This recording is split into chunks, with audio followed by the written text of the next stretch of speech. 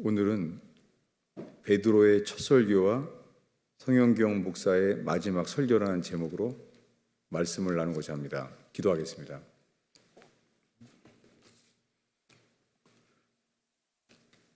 주님, 설교를 잘하려는 설교에서 시험에서 건져주시옵소서. 주님보다 설교와 설교자가 앞서는 것에서 지켜주시옵소서. 예수님만 드러나게 하옵소서. 주님, 설교를 길게 하려는 시험에서 건져주시옵소서. 주여, 주님을 바라니 주님의 통로되게 하소서. 주님, 사람이 드러나서 그을음 타지 않게 하시며 주님의 불만, 주의 빛만 타오르게 하소서. 예수님의 이름으로 기도하였습니다.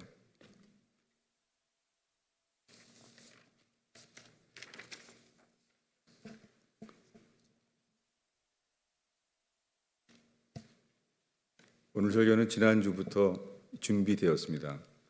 오순절날 설교를 기다렸습니다.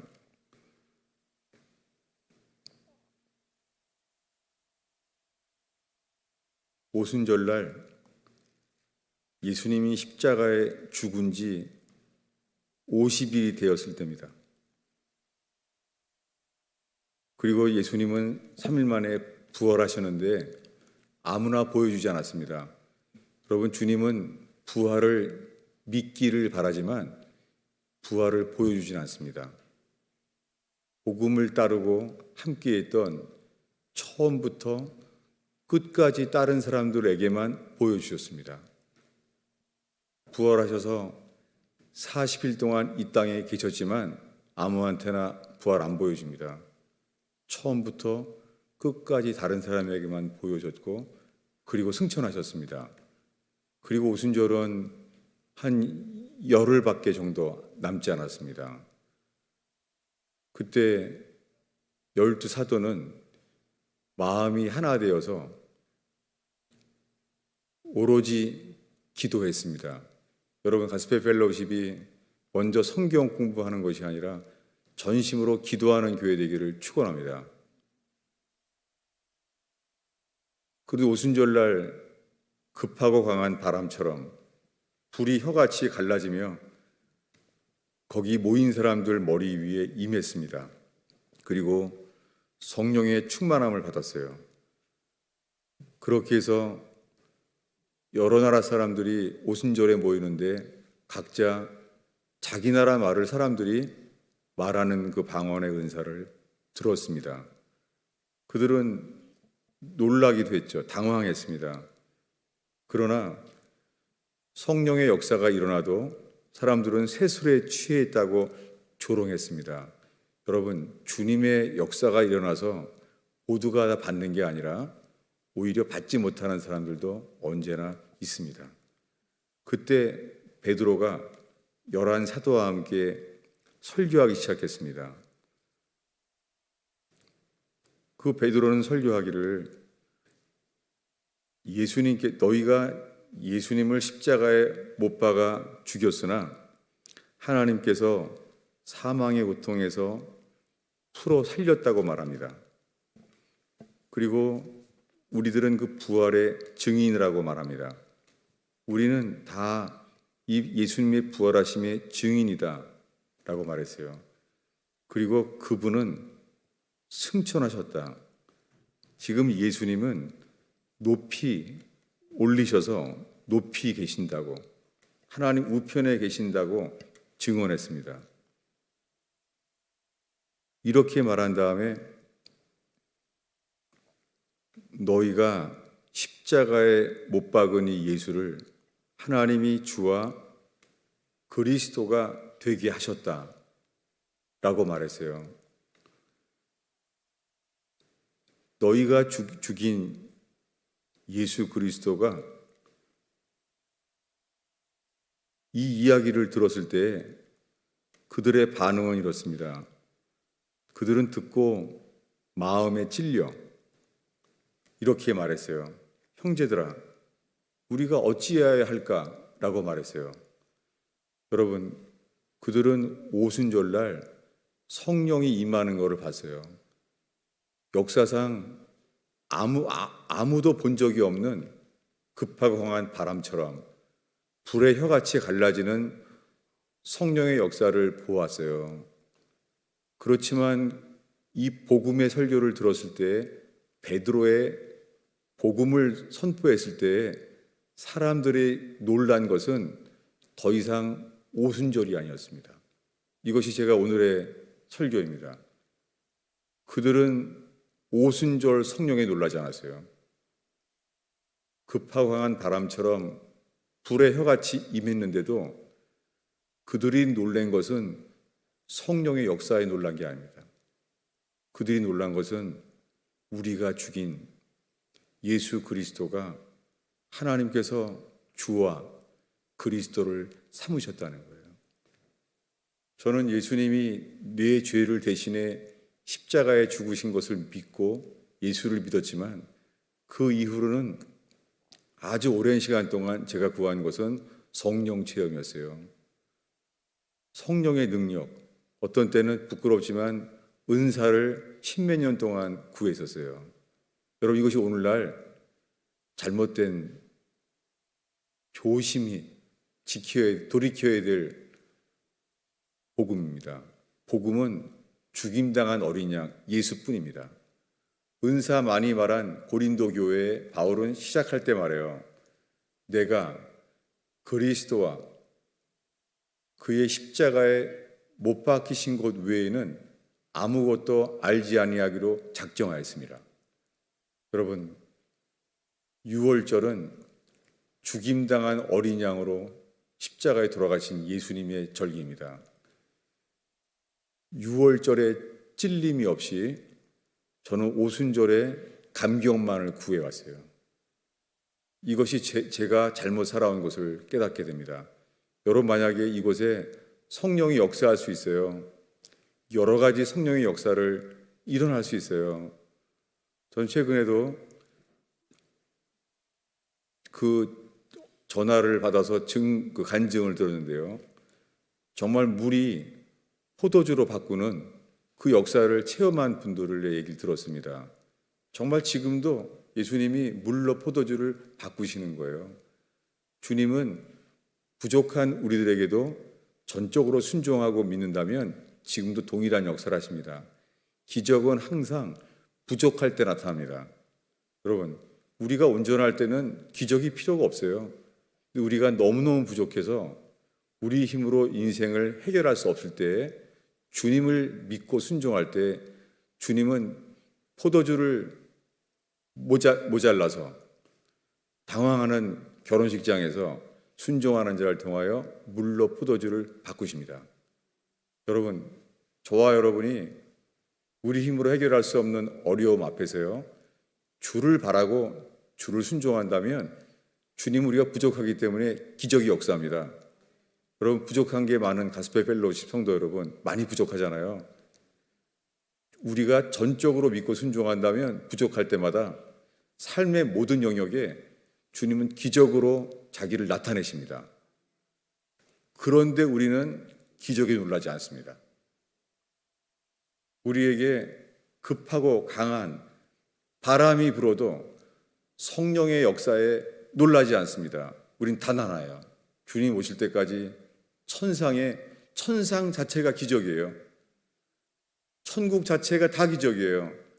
그런데 천국에서도 사도 요한은 깨닫게 됩니다. 죽임당한 어린 양. 여러분, 천국을 다 봐도 다들 천사들이 놀라는 것은 죽임당한 어린 양이에요. 천사들은 다른 걸 노래할 게 없어요. 왜냐하면 어떻게 하나님의 아들이 우리 죄 때문에 이 땅에 오셔서 십자가에 사람들 손에 죽었다는 거예요. 아직 예수님을 믿지 못하고 우리 가운데 예수님을 찾는 분들이 있습니다. 아니면 오랫동안 교회를 다니면서 믿으려고 하지만 회개하지 않기 때문에 안 믿어진 사람이 있을 수 있습니다. 여러분, 이 시간에 그 주님만 못 박히신 그리스도가 왜 그랬는지 그분만을 찾는 시간 되길 바랍니다. 천국 가면 주님 다시 오실 때까지 영원히, 천상에서는 천사들도 죽임당한 어린 양을 노래해요. 오순절날 성령이 임했는데 이 베드로의 복음을 들었을 때 마음에 찔렸어요. 이것은 아무리 오순절의 역사가 일어나도 먼저 유월절의 감격이 있어야 합니다. 유월절에 대한 애통함이 있어야 됩니다. 유월절에 가난함이 있어야 됩니다. 그들은 마음에 실렸어요. 그들은 이제 세술에 취한 사람들이 있고 방언을 해도 그들 마음엔 단 하나예요. 형제들아, what shall we do? 우리가 어찌할까? 여러분, 우리가 정말 주님께 내 모든 죄 때문에 십자가에 돌아가신 예수님을 나 때문이라는 것을 깨닫게 된다면 이것보다 더 예수님이 그토록 원하시는 역사는 없습니다. 우리에게 필요한 것은 급한 바람에 성령의 역사가 아니에요. 먼저 형제들아, 우리 어찌할꼬? 그랬을 때 예수님에 대해서 말했던 베드로가 이렇게 말합니다. 회개하라. 각각 예수 그리스도의 이름으로 세례를 받으라 라고 말했어요. 근데 우리들은 벌써 여기까지 읽으면 알아요. 죄사함 받는 거.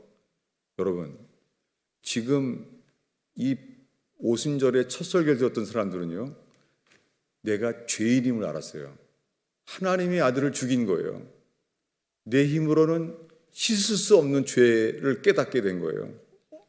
어떠한 죄보다 가장 큰 죄, 예수를 죽인 거예요. 하나님의 아들을.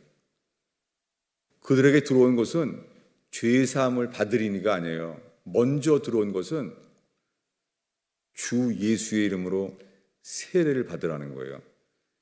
세례는 씻는 게 먼저가 아니라 침례, 세례는 죽는 거예요. 여러분, 이럴 때 죄사함과 함께 주님은 성령을 선물로 주십니다. 회개한 사람은 성령의 선물을 바라지 못해요. 그리고 그거 바라도 자랑할 수 없어요. 우리가 어떻게 그걸 구할 수가 있겠어요? 전 이것이 지금까지 잘못 살아온 오순절이었어요. 저는 목회가 성공하길 바라고 사람들이 찾아오길 바라고 제 설교에 성령의 능력이 있길 바랬어요. 그러나 제 설교는 예수님의 십자가의 죽음에 만들어진 설교자가 아닙니다. 저는 그저 설교만 하려고 했지 예수님의 죽으심과 연합되지 않았습니다. 주님이 찾는 건 단 하나입니다. 회개하여 예수님의 죽으심과 연합된 자. 우리들은 하나님 보시기에 하나님 없이 살아온 모든 게 죄예요. 하나님 없이 살아온 모든 삶이 주님 보시기에 죽은 자예요. 나사로가 죽었는데 예수님이 그를 사랑하셔서 찾아왔습니다. 나사로는 무덤에 있었습니다. 시체 냄새가 났습니다. 이게 우리 인생입니다. 하나님의 생명이 없는 삶은 썩은 것입니다. 어떤 성공, 정말 썩은 것입니다. 하나님의 은혜가 임하면 알아요. 세상 사람들이 부러워할 만한 명예, 성공, 행복이 있어도요, 그게 악취라는 것을 알게 돼요. 여러분, 하늘의 은혜가 임하면은요, 실체를 알게 돼요. 이것이 악취구나. 놀랍게 나사로는 무덤에 있습니다. 여러분, 나사로가 뭘 할 수 있겠어요? 죽은 나사로가 살려주세요 할 수 없잖아요. 놀랍게 은혜는 주님께만 달려 있습니다. 나사로가 나사로에게 말했습니다. 나사로야, 나오라. 이것이 요한복음 6장에 죽은 자들이 하나님의 음성을 들을 때가 오나니 이때라. 듣는 자는 살아나리라. 여러분 지금 어떠세요? 우리 교회 목사님 설교 괜찮지? 이거는 주님을 막는 설교입니다. 나사로야 나오라 말했을 때 그 말을 죽은 나사로가 그 음성을 듣게 된 거예요. 이것이 거듭남이에요. 여러분, 우리가 회개는 우리 힘으로 할 수 있는 게 전혀 없어요. 여러분 만약에 지금 설교를 들으면서 야, 오늘은 설교가 은혜가 된다. 아, 이거 정말 성경적으로 깊이가 있네. 이것은 주의 은혜를 막는 것입니다. 우리가 할 수 있는 건 아무것도 없습니다. 우리들은 죽어 있는 거예요. 죽은 자가 어떻게 예수를 믿을 수가 있어요? 성경에서는 하나님이 세상을 이처럼 사랑하사 저를 믿는 자를 멸망치 않고, 이 믿음은 오늘날 수많은 사람들이 잘못 가르치고 있습니다. 이것은 먼저 이 말씀은 육으로 난 것은 육이요 영으로 태어난 것은 영이라 거듭나야만 한다라는 말씀 다음 이야기예요. 여러분, 사람이 죽었는데 죽은 자가 어떻게 예수를 믿을 수가 있어요? 이것이 오늘날 미혹입니다. 그래서 우리가 아무리 예수를 믿어도요, 우린 죽으려고 해도 안 되는 거예요. 이미 죽어 있기 때문에. 여러분, 우리가 평생 예배를 드려도요, 예수와 함께 죽음이 없이는 예수의 부활 생명은 오지 않습니다. 우리가 예수와 함께 죽음 안에 거한다면 그분이 나사로를, 그 시체 썩은 냄새가 나는 나사로를 긍휼히 여겨 주셔서, 지금 무덤 바깥에서도 시체 썩는 냄새가 나는데 주님이 말하는 순간 나사로야 나와라. 무슨 말입니까? 빛이 있으라 말씀하신 그분께서 나사로, 나는 네가 살아나길 원해. 나사로 일어나라. 그럴 때 주님이 나사로가 기도한 것도 아니고 사람들이 바란 것도 아닌데 예수님의 주권적인 역사, 나는 네가 살기를 원한다. 살아났습니다. 물로 포도주를 만든 것도 주님이 하신 거예요. 그런데 저는 우리가 기도 많이 하고 봉사 많이 해서 가스펠 펠로십이 급성장을 한 줄 알았어요. 저는 예수님의 자리에 있었어요. 저는 예수님을 위한 교회를 한 것이 아니라 목사가 없이는 될 수 없는 교회를 세웠어요. 그래서 저는 지금까지 그 열매를 보고 있어요.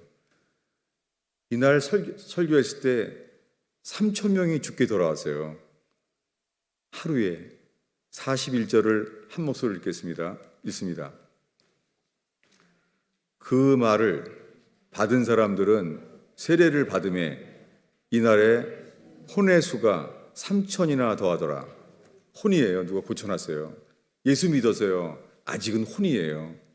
왜요?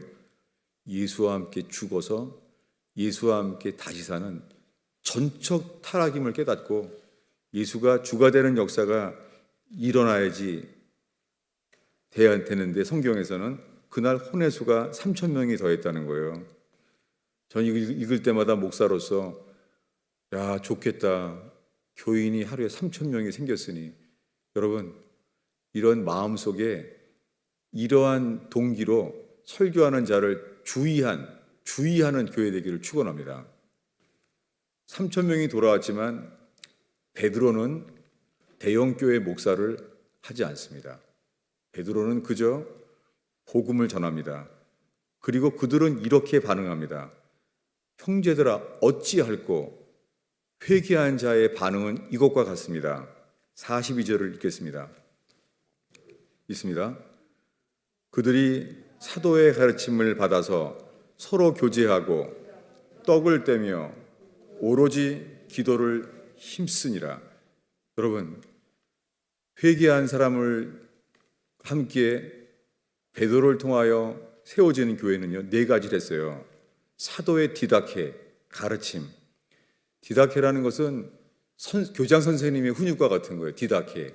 모든 사람이 다 같이 공유한 말씀인 거예요. 이것을 세상에서는 카톨릭이라고 그러죠. 유니버셜, 보편적인 말씀.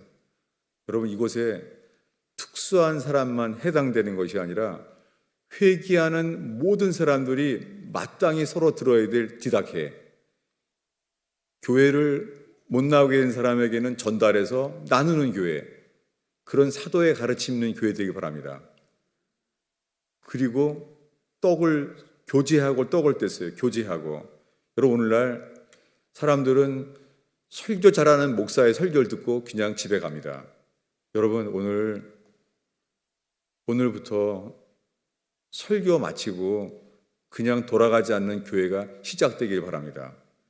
그들은 복음을 들었을 때 서로 교제했습니다. 이게 저희 교회 이름입니다. 가스펠 펠로우십. 사도의 디다케. 모든 사람이 특수한 영적인 말씀이 아니라 회개하는 모든 사람들이 들어야 될 말씀. 그 사도의 가르침을 받아서 교제했어요. 오늘날은 교제하지 않아요.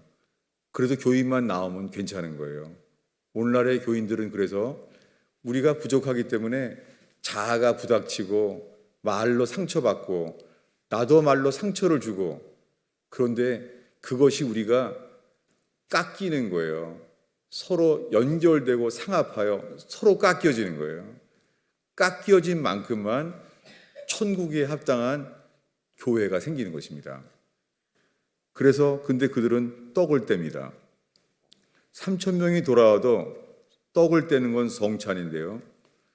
성찬을 사도 베드로만 인도한 것이 아닙니다. 저희는 그래서 5년 전부터 이미 성찬을 해왔습니다. 저는 장로교가 배경이지만은 오늘날의 루터 이후에 설교권, 축도권, 성찬권은 목사에게만 있다고 되어 있지만 성경에는 없습니다. 저는 이것이 저희 교회를 통하여 회복되기를 축원합니다. 저는 목사 가운을 입은 적이 없어요. 목사 안수 받은 날 빌려서 입었습니다. 그날 하루 이외에 저는 목사 가운을 가진 적이 없습니다. 왜냐하면 여러분, 지금 설교하는 제가 여기 서 있는데요. 설교자가 있는 여기가 교회 아닙니다. 여러분, 오늘 예배드려 힘겨운 삶을 살면서 이 하루 쉬지도 못하고 교회에 왔습니까? 지금 모여있는 여러분이 교회입니다. 중국이 공산화되고 러시아가 공산화되었을 때 단 하루에 수천 명, 수백 명 되는 교회가 다 망했습니다. 목사들은 단 하루에 사라졌습니다. 그럴 때 목사가 아무도 없는 교회인데 그때부터 오히려 목사들의 영향력이 없고 목사들도 안 오는 교회, 그 시골에 있는 산간 지방의 예수가정교회 같은 교회예요. 오히려 목사들이 다 체포되고 사라지니까 그때부터 주님만을 바라보는 진실한 사람들이 연합되었습니다. 그래서 러시아 지하 복음주의 침례에 중국의 지하교회, 이들은 사도행전에서 똑같은 교회가 일어났어요. 여러분, 제가 여러분을 위해서 기도합니다. 보잘것 없는 사람들, 남에게 자랑할 것이 없는 교회, 그저 주님 찾아서 나도 모르게 여기까지 온 교회, 그런 교회가 되기를 축원합니다. 여러분, 산을 지키는 것은 못생긴 나무가 지키는 거예요. 왜냐하면 예쁜 나무는 꽃꽂이하고 다 가져가요. 좋은 나무는 테니스 라켓 만들고 다 베어버려요. 그런데 산을 끝까지 지키는 나무는요, 남들이 보기에 볼품이 없는 나무. 십자가에 돌아가신 예수님처럼 나는 남에게 같이 있고 싶지 않은 나무. 여러분, 이 시간에 오늘 제가 이 마지막 설교를 하면서 여러분들이 그렇게 산을 지키는 볼품이 없는 나무, 아무도 거들뜨지 않지만 그곳에 복음의 증인으로 있는 그러한 가스펠 펠로십의 남은 자 되기를 축원합니다. 아마 제가 사라지면 사람들은 많이 떠날 거예요. 여러분, 저는 그런 교회를 지금까지 제가 그런 교회를 세워온 것을 정말 회개합니다. 지금의 교회는 이 성목사가 없으면 사라질 수밖에 없는 교회예요. 한때 유명한 목사님이 저에게 이렇게 말했어요. 이 가스펠 펠로우십은 참 독특해. 목사님, 이 교회는 성목사님밖에 설교 못해요. 목회 못해요. 저는 그게 자랑인 줄 알았어요. 그렇지. 이 교회는 성목사 설교 듣고 온 사람들이야. 이 교회는 정말 그 유명한 목사님이 말씀해 주신 것처럼 그렇구나. 여러분, 이런 잘못된 칭찬에서 진리로 지키는 교회들을 축원합니다. 목사가 없어져도 중국이 공산화된 다음부터 진짜 교회가 되는 교회가 되길 축원합니다. 중국이 공산화되기 바로 전날 모든 교회들을 가리켰어요. 다시는 교회 오지 마라. 그런데 수용조라는 형제가 스촨성에서 그 교회 청년이 오지 말라는데 찾아갔어요. 그래서 문을 열었더니 목사님이 보더니 교인이 오니까 이렇게 말한 거예요. 다시는 오지 말라고. 다시는 오면 안 된다고. 그런데 그날 이후에 다 연행됐습니다. 그리고는 다 사라졌습니다. 그런데 그 목사님이 문을 열고 그 찾아온 청년에게 이렇게 말했어요. 그 형제는 이렇게 말했대요. 그럼 목사가 없으면 우리 어떻게 합니까? 라고 말했어요. 근데 그는 창문을 열고 수용자라는 청년에게 이렇게 말했습니다. 네가 교회야. 여러분, 여기서 여러분이 네가 목사야 이런 말을 주의하는 교회 되길 축원합니다. 네가 교회야. 그는 어떻게 될지 모르지만 이제 목사가 없는 교회에서 내가 교회구나.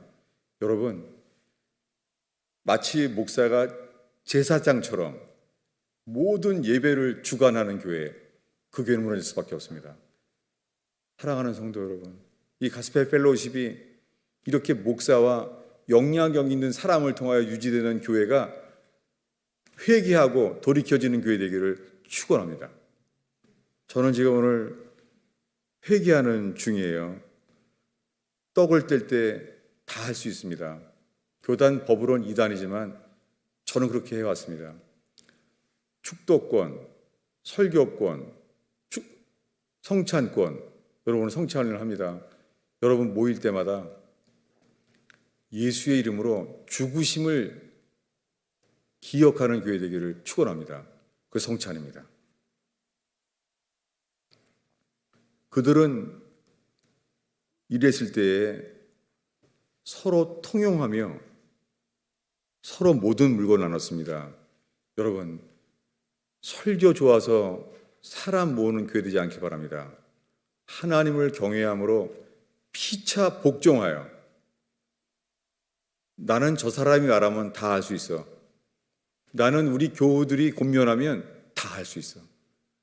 내가 자존심이 상하고 힘들어도 나는 온 교우들이 서로 권면하면 난 다 할 수 있어.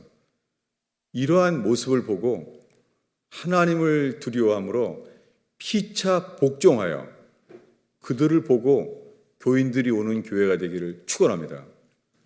절대 설교로 모여지는 교회가 되지 않기를 바랍니다. 제 설교를 사람들이 많이 듣습니다. 이거는 속임일 수 있습니다. 저는 평생 설교만 보았지 말씀만 봤지 아볼로처럼 나는 말씀만 봤습니다. 저는 성경으로 예수가 그리스도라는 것을 말하려고 했지 사도 바울은 생명의 능력으로 부활의 능력으로 예수를 그리스도로 증거했습니다. 저는 그러지 못했습니다. 저는 그저 글자, 율법 조문의 사역자, 레터, 글자는 죽이는 것입니다. 여러분, 제가 성경적으로 통찰력 있는 설교를 한다고 거기에 감동을 받고 속지 않기 바랍니다. 그 속에서는 절대 생명이 일어나지 못합니다.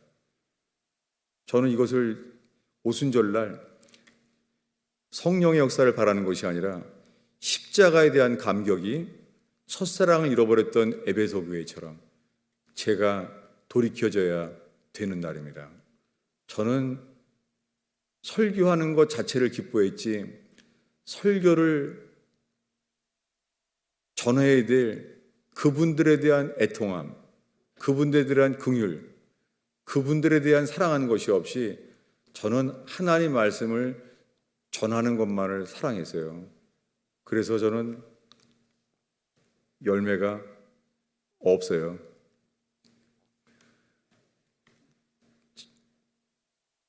지난주에는 저희 아내가 화를 냈어요. 당신은 교회밖에 몰라. 자식도 마찬가지입니다. 그래서 말했습니다.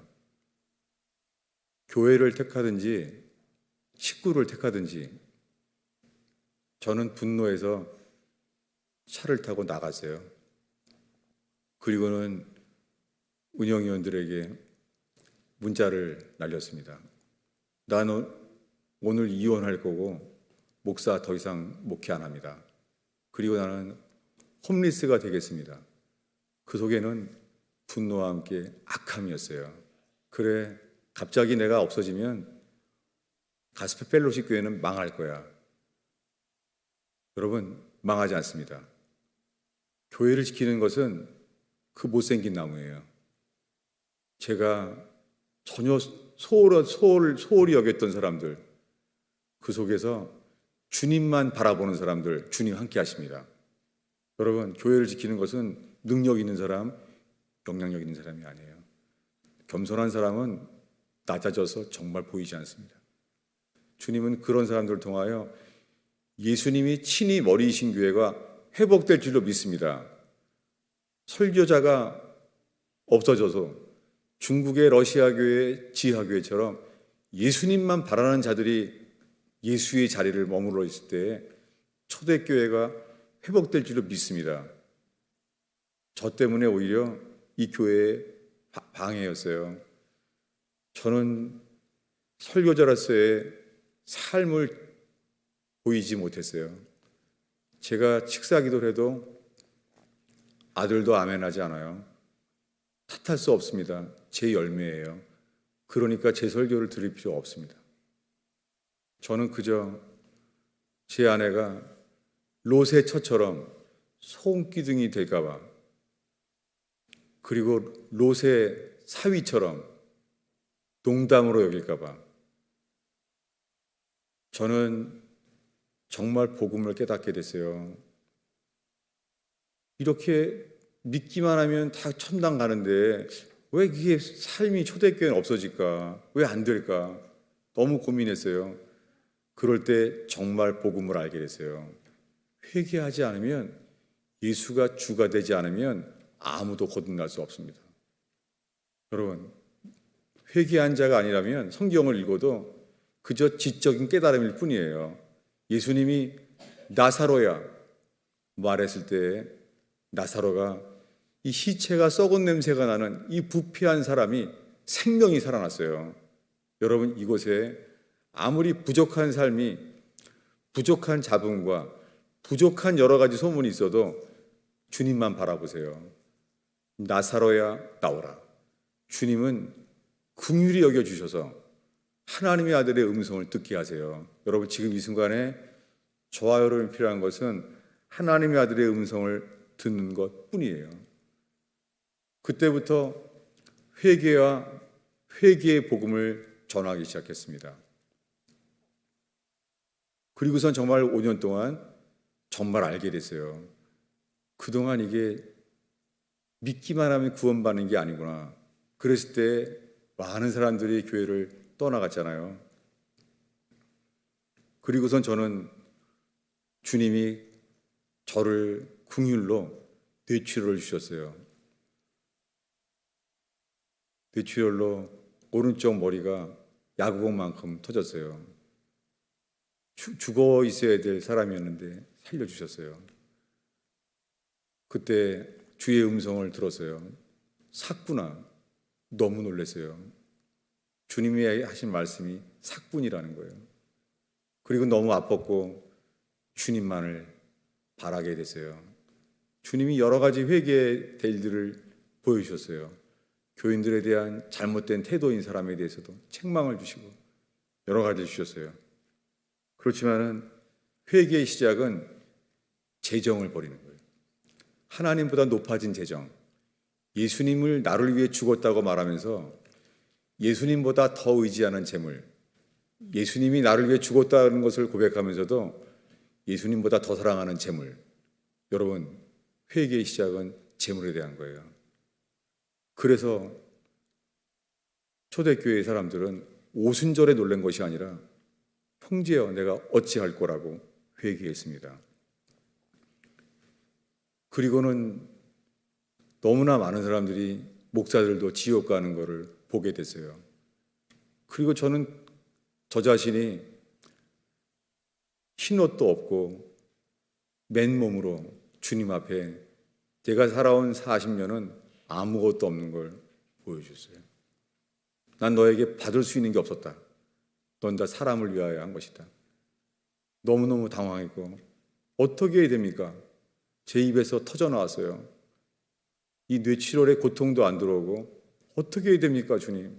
주님은 계속해서 책망했습니다. 너는 네가 너 똑똑한 거 믿고 성경만 많이 보면서 눈으로 보고 알려고 했어. 너는 나에게 들으려고 한 적이 없다. 나는 눈으로 본 줄 알았더니 내가 눈으로 본 것은 주의 말씀을 어기는 선악과뿐이었습니다. 저는 주의 말씀을 들으려고 하지 않고 보려고 했었어요. 그래서 듣게 되었을 때 주님이 어떻게 하면 좋습니까? 주님은 들으라고 했습니다. 그래서 뇌 치료 이후에 제가 히브리서 말씀을 1달 반 이상 전했잖아요. 설교를 바꾸려고 했어요. 이거 자체가 저의 판단이죠. 주님이 어떻게 매주 똑같은 설교를 합니까? 주님은 들으라. 6주 동안 기억이 납니까? 들으라. 저는 여전히 들으려고 하지 않는 거예요. 주님이 천국을 보여주셔도 듣지 않는 거예요. 그 고통 속에서 주님은 밤새도록 말했어요. 너는 이제 살리라. 여러분, 회개하면 주님 말합니다. 너는 살리라.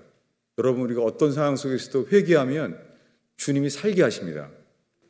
살리라. 그때 병이 날 것을 알았지만 더 이상 병 나는 것에 대한 감격도 없어요. 그냥 주님 앞에 있는 감격. 주님이 말씀하시는 감격밖에 없어요. 내가 낫건 안 낫건 관계가 없는 거예요. 그러한 시간 되기를 바랍니다. 그리고 살게 하셨잖아요. 그렇게 1년이 넘어갔지만 저는 그 긴 기간 동안에 전 오히려 변한 것이 없습니다. 천국을 보여준 감격도 주님이 그러한 영적 현상을 주셨지만 역시 감격이 없어요. 다 식어집니다. 여러분, 우리에게 영원히 식지 않은 것은 못 박히신 죽임당한 어린 양의 감동뿐입니다. 여러분이 성공하거나 행복하거나 부자가 돼도 여러분, 영원히 식지 않은 감격, 어떠한 것도 바꿀 수 없는 것, 전에 유익하던 모든 것을 배설물로 여기고 내 주 그리스도 예수를 아는 지식이 가장 고상함을 인합니다. 못 박히신 그리스도를 만난 바울은요, 그리스도를 얻기 위하여 모든 유익한 것을 배설물로 여긴다는 거예요. 저는 아니에요. 저는 성경을 사랑했어요. 나는 성경을 사랑해서 그리스도를 잡지 못했어요. 이것이 저희 가스펠 펠로십의 결과를 보고 있어요. 그러면서 최근에 한 목사님이, 저를 사랑해주는 목사님이 이렇게 조심스럽게 메일이 왔어요. 이게 한 주도 안 된 얘기예요. 이렇게 연락이 왔습니다. 아무리 600명이 5년 동안 복음을 전해서 떠났다고 하지만은 혹시 나간 사람에 대한 쓴뿌리, 원망 그런 것 때문에 하나님의 역사가 막히는 것은 혹시 아닙니까? 라고 연락이 왔습니다. 저는 더 이상 감출 수가 없었습니다. 왜냐하면 제가 예수의 피로 내 모든 죄가 씻어짐을 믿는다고 설교하지만 정말 회개하여 모든 죄가 흰 눈처럼 희어지는 그러한 감격의 생명은 보지 못합니다. 저 때문입니다. 왜냐하면 저는 교인들이 제일 많을 때에, 그때가 600명이 넘을 때죠. 저는 이미 그때 8년 전까지 저는 간음죄를 지었습니다. 최근에 하나님께서 저에게 뇌출혈 이후에 은혜를 주셔서 주님은 간음한 죄를 버렸지만 자백하지 못했습니다. 주님은 자백하지 않는 자를 긍휼히 여기지 않으셨어요. 전 제가 지도자이기 때문에 그렇게 됐다고 확신합니다.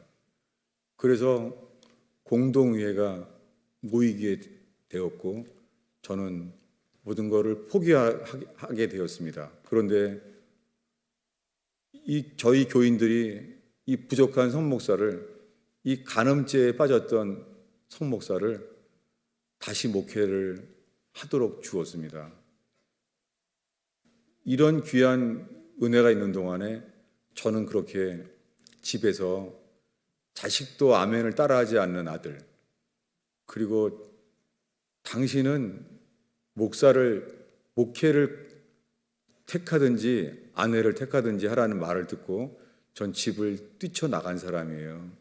저는 십자가에서 만들어진 사람이 아니에요. 저는 그저 성경의 영적 통찰력만을 전하는 설교자일 뿐입니다. 여러분, 수많은 사람들이 인터넷 설교를 듣는다고 하지만 거기에 열매는 없을 겁니다. 그것은 그분 자신들이 간절함 때문에 주님이 주시는 것이지 저는 돌이켜야 했습니다. 그래서 인터넷 듣는 사람들은 모르지만은 우리들이 가까이 아는 지체들은 알잖아요. 저희 가족에 대해서 저는 목사로서의 설교만 하고 말씀만을 팠던 사람이지 저는 설교자의 자격이 없습니다. 저는 정말 주님의 방해자입니다. 주의 역사를 막는 방해자예요. 여러분, 그저 고넬료가 베드로를 만났을 때 하나님 앞에 있나이다 말하는 것처럼 이 시간에 설교자라는 목사 앞에 속지 않길 바랍니다. 이 시간에 못 박히신 하나님 앞에 서는 교회 되기를 축원합니다. 여러분, 내일부터 어떻게 되냐고요? 교회가 예배당이 있으면 좋죠. 사도 바울은 빌립보에서 기도할 곳을 찾았잖아요. 여긴 이러한 건물을 이미 주셨잖아요. 그렇지만은 건물을 사랑하거나 의지하지 않는 교회 되길 바랍니다. 여러분이 교회입니다. 시끄럽고 교회 환경이 안 좋아도 여러분이 교회입니다. 여러분, 사람들이 자랑할 만한 것으로 교인들을 모으는 교회 되지 않기를 바랍니다. 저는 정말 그래서 목회할 자격이 없어서 오순절날 목회를 그만두게 되었습니다. 여러분들은 계속해서 사도의 가르침을 받고 교제하며 떡을 떼며 기도에 힘쓰는 교회 되기를 축원합니다. 감사한 게 저는 어떤 교파의 교리에 매이지 않고 오직 서로 진리를 확인할 뿐입니다. 물론 다 진리라고 하면서 교파마다 교리가 달라요. 이렇게 인간은 성경을 아무리 해석을 하고 찾아도 교파가 생깁니다. 여러분, 우리가 구하는 것은 예수뿐입니다. 부족한 교리와 부족한 다른 해석이 있어도 못 박히신 예수를 바라볼 때에 음부의 권세가 이길 수 없는 교회가 세워질 줄로 믿습니다. 예배가 없어지면 예배가 식어질 거예요. 그렇지만 정말 주님을 사랑하는 사람들은 힘들어도 거기를 지킬 거예요. 여러분, 예배로 서로 교제하는 교회 되기를 축원합니다. 그럴 때 목사가 없어져도 오히려 주만 바라볼 때에 초대교회가 회복된 러시아와 중국의 지하교회, 가정교회가 시작되는 날 되기를 축원합니다. 너무나 귀한 예배들이, 이거 제가 한 것도 아니고 교인들이 한 거잖아요. 너무 잘 됐어요. 더 계속해서 그 대신에 사람을 위하는 교회가 아니라 사람들이 좋아할 만한 교회를 만들면 안 돼요. 주님은 동기를 하십니다. 오로지 단 하나, 못 박히신 예수를 기쁘게 하는 예배가 준비되기를 바랍니다. 이 설교단과 찬양단을 무대로 만들면 안 돼요. 예수님을 찬양할 때 천사들도 옆에 서 있으면 안 돼요. 왜요? 우리가 주님을 찬양할 때 이 무대에는 예수님만 계셔야 돼요. 여러분, 오로지 단 하나, 내 죄 때문에 손과 발에 못 박히신 예수님만 예배하는 교회 되기 바랍니다. 초대교회는 3,000명이 돌아왔을 때 이렇게 했습니다. 46절을 읽겠습니다. 날마다 마음을 같이하여 성전에 모이기를 힘쓰고 집에서 떡을 떼며 이렇게 했어요. 그리고 순전한 마음으로 음식을 먹었어요. 성전은 이미 예수님 십자가에 죽어서 지성소의 휘장이 찢어졌어요. 그래서 그들은 모였어요. 성전이 찢어졌다고 이런 사람들이 있어요. 이거는 교회가 건물이야. 그렇지 않습니다. 여러분이 눈물로 기도하는 곳에 주님 함께 하십니다. 그래서 성전에서도 모였습니다. 여러분 주일날 이렇게 모여서 예배하기를 바랍니다. 그리고 집에서 from house to house, 집집마다 진짜 교회를 한 거예요. 성전은 그림자고 실체는 집집마다 진짜 교회인 거예요. 집에 진짜 교회가 일어나서 디다케를 서로 나누고 제자를 삼고 그렇게 교제하며 서로 깎이고 서로 하나님의 집이 되는 교회가 되기를 축원합니다. 마지막 구절을 읽겠습니다. 에베소서 2장 21절인데 제가 읽겠습니다. 바울은 이렇게 말해요. 건물마다 서로 연결하여 주 안에서 성전이 되어가고, 여러분 성전은 되어가야 돼요. 그로업이에요. 성전이 자라가야 돼요. 어떻게 해요? 서로 깎이고 자기를 부인하고 하나님을 경외함으로 피차 복종하는 교회 되기를 축원합니다. 현실적인 문제도 있어요. 도대체 교회 대표는 누구지? 여러분 찾아보시길 바랍니다. 어떤 사람이 되어야 됩니까? 놀랍게 오순절날 베드로가 설교했어요. 그런데 사도 요한은요, 그 자리를 견제하지 아니하고 아무 말도 안 해요. 사도 요한은 이름만 나와 있어요. 여러분 사도입니다. 근데 베드로만 설교하는 거예요. 요한은 아무 말도 안 해요.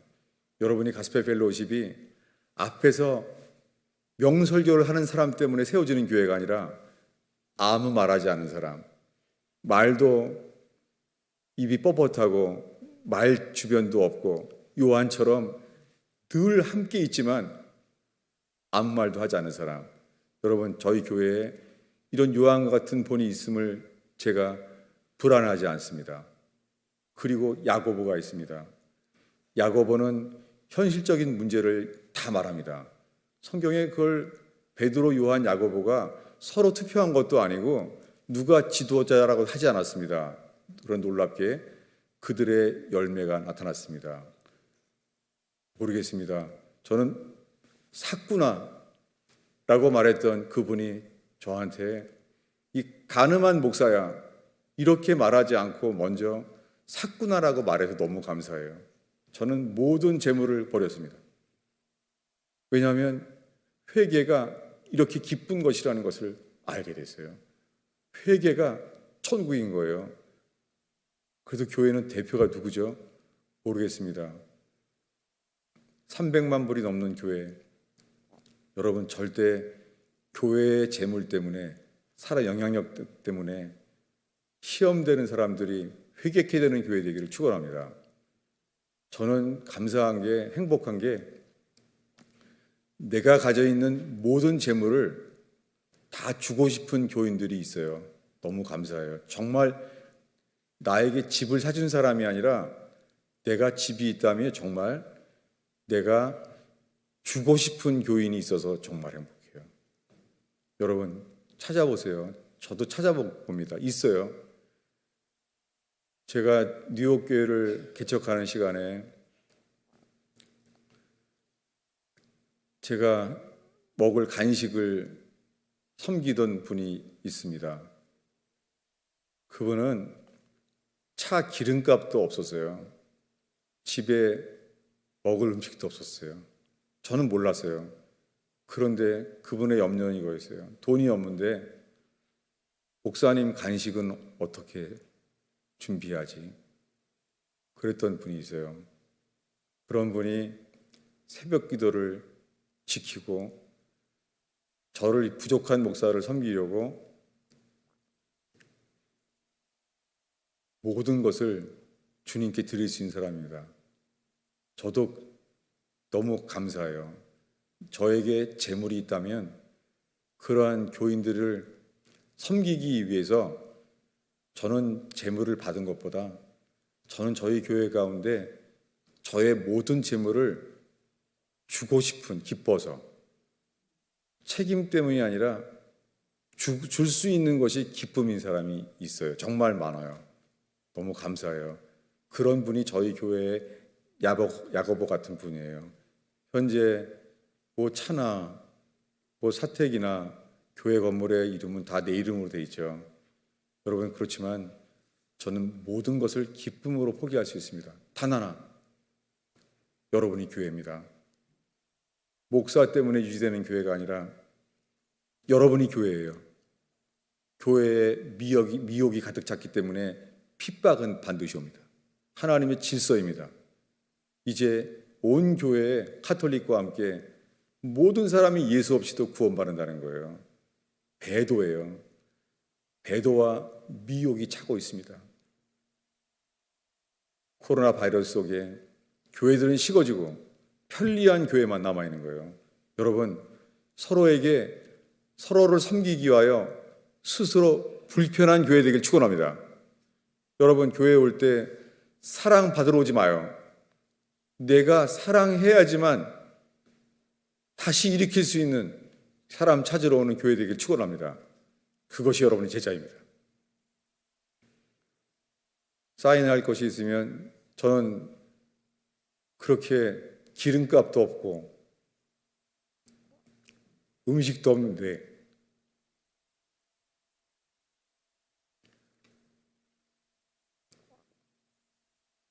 그런 거 몰랐었어요. 저를 섬기려고 이 부족한 저를. 저는 제가 간음죄를 지었다고 제일 먼저 제가 고백한 분이 박 권사님이었어요.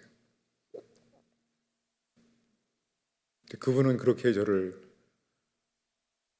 차 기름값이 없을 때도 저를 공개한 분입니다. 여러분 절대 시험 들지 않을 거예요. 여러분 투표할 필요 없고 법적인 제도 만들 필요 없어요. 주님이 우리를 섬긴 것처럼 서로 섬기면 돼요. 저희 교회에 야고보와 같은 분이세요. 그리고 잘 눈에 띄지 않는 사람들 많아요. 요한처럼. 사도행전의 주역인데도 그냥 있는 거예요. 요한이 설교할 수 있어요.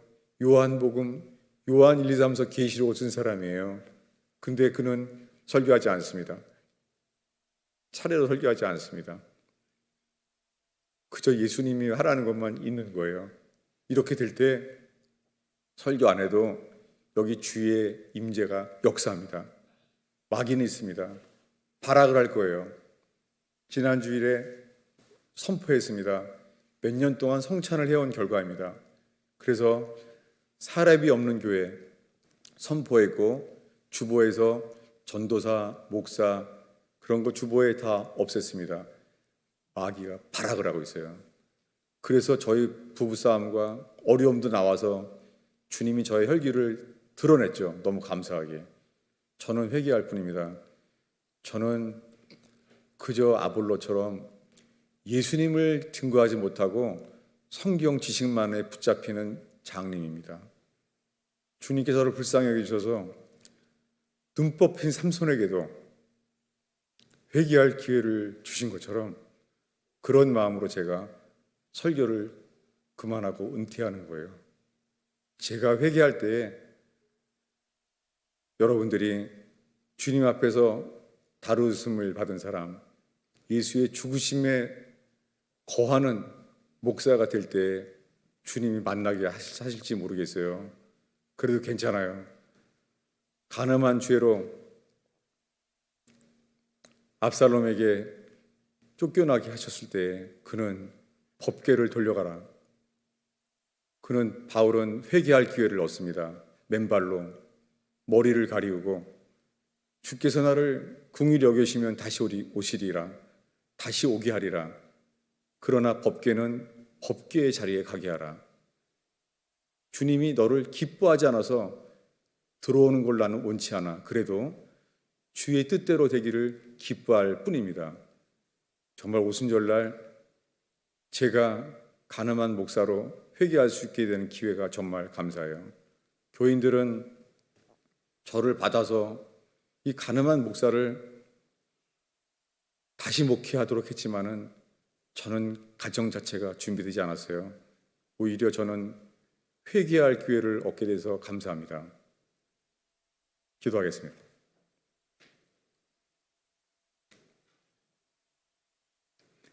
예수님, 이 범죄한 목사의 설교 속에서 예수님만 드러나게 하여 주시옵소서.